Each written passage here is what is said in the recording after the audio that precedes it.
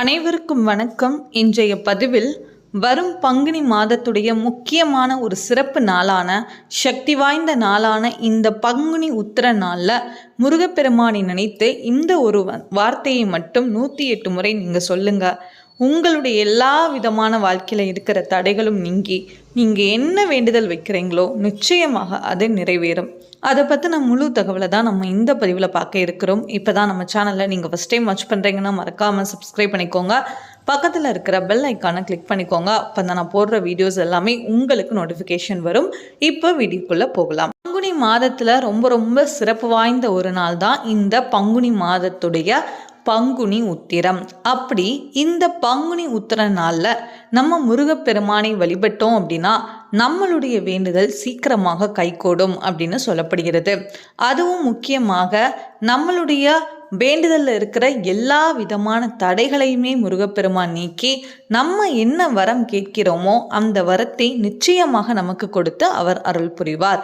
சரிங்க, இப்போ இந்த மாதத்தில் வரக்கூடிய பங்குனி உத்திரம் மார்ச் 25ஆம் தேதி திங்கட்கிழமை அன்று வருகிறது. திங்கட்கிழமை அன்று சிவபெருமானையும் முருகப்பெருமானையும் நீங்கள் நினைத்து மனதார வழிபாடு செஞ்சு பாருங்க. உங்கள் வாழ்க்கையில் இருக்கிற எல்லா விதமான குறைகளும் நிச்சயமாக நீங்கும்.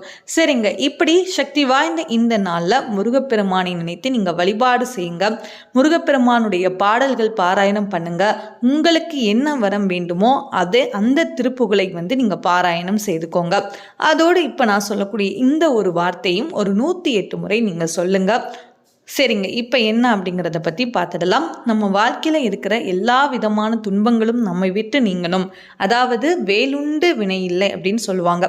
அதாவது நம்மளை நோக்கி வரக்கூடிய அந்த கஷ்டங்கள் எல்லாமே வந்த வழியே போயிடணும்.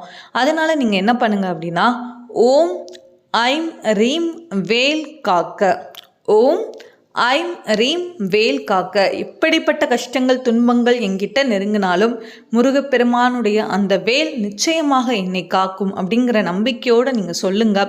கண்டிப்பாக முருகப்பெருமான் எப்பேற்பட்ட கஷ்டங்கள் உங்களை நெருங்கினாலும் அந்த கஷ்டங்களிலிருந்து உங்களை காப்பாற்றி உங்களுக்கான நல்ல வாழ்க்கையை நிச்சயமாக அமைத்து கொடுப்பார். உங்கள் வாழ்க்கையில் இருக்கிற எல்லா விதமான கஷ்டங்களும் நீங்கி உங்களுக்கு என்ன வரம் வேண்டுமோ அதை நிச்சயமாக நிறைவேற்றி கொடுப்பார். அதனால் நீங்கள் எந்த வழிபாடு செய்தாலும் சரி முருகப்பெருமானுக்கு முழு நம்பிக்கையோட முருகப்பெருமான் இதை நிறைவேற்றுவார் அப்படிங்கிற நம்பிக்கையோடு செஞ்சு பாருங்கள். எல்லாமே நல்லபடியாக அடுத்த பங்குனி உத்திரத்துக்குள்ள உங்கள் வாழ்க்கையில் நீங்கள் கேட்ட வரம் நிச்சயமாக கிடைக்கும். நல்ல வழி கண்டிப்பாக பிறக்கும். நம்மளுடைய எல்லா விதமான குழப்பங்களும் நிச்சயம் நீங்கும்.